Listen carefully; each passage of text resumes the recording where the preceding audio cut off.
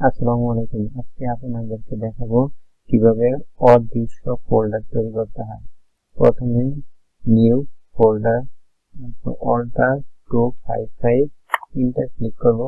তারপর এটা ক্লিক করে তারপর প্রপার্টিসে যাব, প্রপার্টিস, তারপর যাব কাস্টমাইজ, তারপর যাব চেঞ্জ আইকন, ক্লিক করবো। এখান থেকে যে কোনো একটা আইকন সিলেক্ট করে দেব।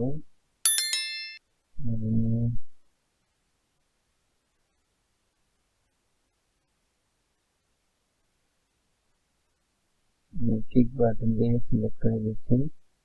ওকে, ওকে, এরকম একটা ফোল্ডার হয়ে গেল। এটা শুধু আমি দেখতে পাবো। যদি ভিডিওটি ভালো লাগে লাইক, কমেন্ট এবং শেয়ার করেন। আপনাদের লাইক, কমেন্ট, শেয়ার আমাকে নতুন নতুন ভিডিও বানাতে। সবাইকে ধন্যবাদ। আসসালামু আলাইকুম।